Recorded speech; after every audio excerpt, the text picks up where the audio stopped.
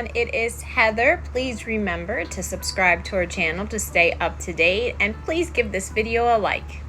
This morning we are headed to Dutch Wonderland. More specifically, we are going to spend the first half of the day at Duke's Lagoon.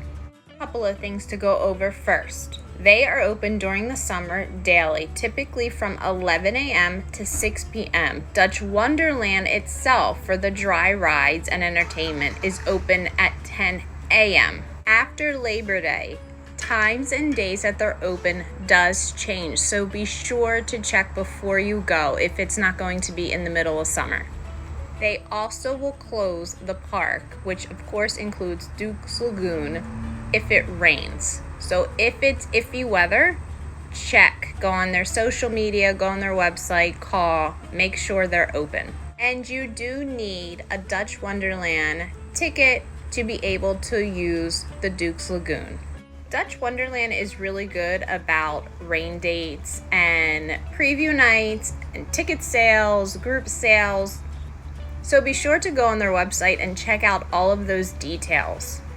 It's not a big water park, it's more like a giant splash pad. It's easy to spend your entire afternoon, your entire day really at Duke's Lagoon. They do have locker rooms, they do have lockers you can rent. They also have a gift shop with all your basic needs you can find there. And you also go to the gift shop if you want to rent a cabana. Or if you rented a cabana online, then you'll go to the gift shop still to check in. They have plenty of little changing areas. They do have a handicap accessible one and a handicap accessible bathroom here in the back. Oh, and yes, they do have one shower. Also very important to point out that Dutch Wonderland does have it marked that Duke's Lagoon is handicap accessible.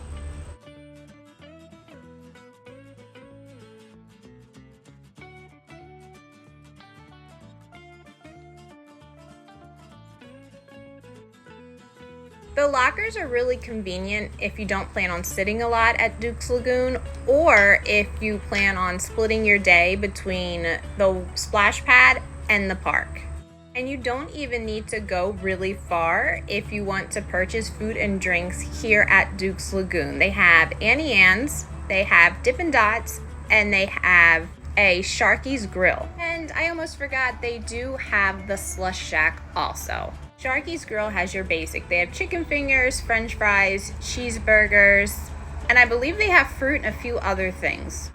The only big water ride that they have here is the Pipeline Plunge. The total combined weight to be able to ride it, the raft needs to have at least 90 pounds. So if you have a smaller kid that's tall enough to ride, you may have to get on with them. So prepare yourself. I mentioned before about cabanas. These are the more expensive cabanas. They're really close to the splash pad, and they're also close to the food. They're right in between both. Food is not included in the cabana rentals. However, someone will come and take your order if you want to purchase food. The cabanas you see here are in the back of the splash pad area. They are a little bit cheaper. Tables that you see with umbrellas do not cost extra. They are first come, first serve, and they are free. And you'll see some lounge chairs right here, and they have some other chairs all around lining the splash pad area. We did not rent a cabana this trip, but we did get there early enough to be able to get 2 tables with umbrellas. And if you're wondering about that bucket of french fries and chicken fingers, that did not come from Sharky's. Those are refillable buckets that we got from Potato Patch, and you can find them not too far outside of Duke's Lagoon. And the chicken fingers weren't bad. I mean, they're just chicken fingers. The french fries are the absolute best. They're fresh cut. They're amazing. Behind the large splash pad is the restrooms and the first aid. They do have a companion restroom also. And if we're being honest, they really need to do a nicer paint job and spruce the companion bathroom up a bit. This is the women's room. They did a nice job. There's actually sound effects playing in the background also. And now we are on to the splash pad areas. I organized them from what I called small, medium, and large. So this first one you see here is the small one, and you'll see it's perfect for babies that are crawling or just starting to walk and small toddlers. Only structure that some of them might need help with is the octopus slide, and they just might need help climbing up and sliding down. Other than that, there's a water table they can just stand and splash at. They can walk through the water. They have water squirting up from the floor, and they all have a really good time. She could not get enough of going down the octopus slides. Finally, when we were dressed and ready to leave, she was asking, "More octopus slide, please." And we're like, no, we've done it enough. That's it, we're done. She's waiting for you.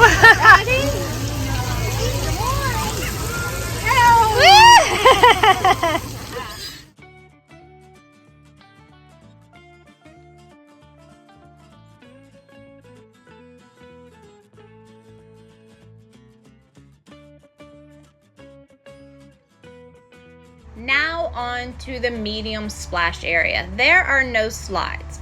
Actually, that's not true. The pirate ship you see does have a small slide. Other than that, it's squirt guns, getting people wet. There's a bucket that falls here. You can see the shower type structures from the trees and the shorter ones that you can just stand under and get wet. Here's that bucket I mentioned a few minutes ago. It will have like a toot toot sound right before the bucket overflows. So if you really want to avoid it, pay attention. If you really want to be under it, pay attention.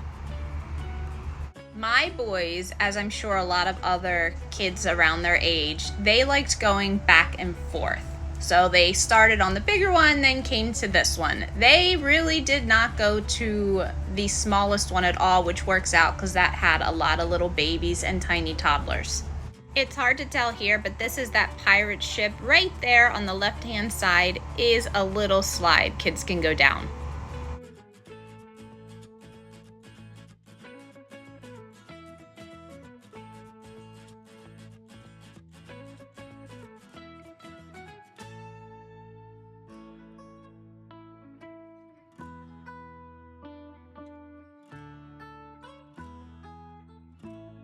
And last but not least is the large splash area. This one has multiple slides, so they're not too intense like Pipeline, but they're perfect for kids who just have no interest in the larger slide or who are too small to go on the larger slide.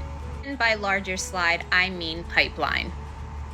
My boys love the red slide, so that is what they kept going down over and over again. There is a worker at the top of the red slide to help keep things safe and going smoothly. And I did see a few other workers who monitored all the splash pads. But remember, you are responsible for keeping an eye on the kids that you bring to the splash pads, regardless of their age. We had our kids wear water shoes, and we saw a lot of other parents and kids and adults also had some type of shoe or water shoe on, and there were some with their bare feet.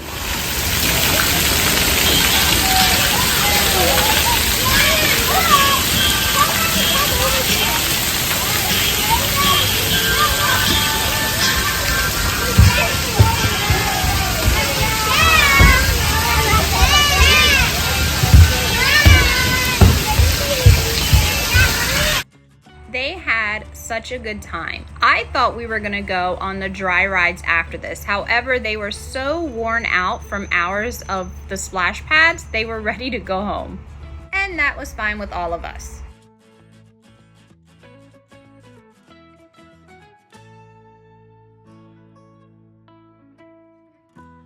My daughter, of course, was curious where her brothers were, so she walked over to the large splash pad. She had no interest in going up the steps or the slides, but she did just kind of play in the water, and the bucket did dump on her here too. Ready? Watch, gotta go get splashed.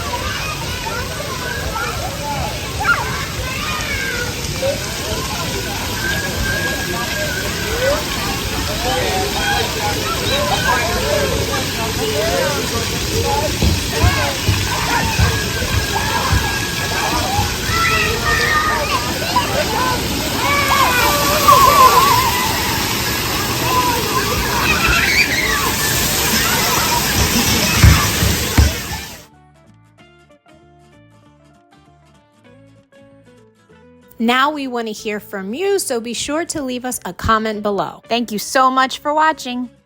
Please take a few seconds and make sure you subscribe to our channel and like this video.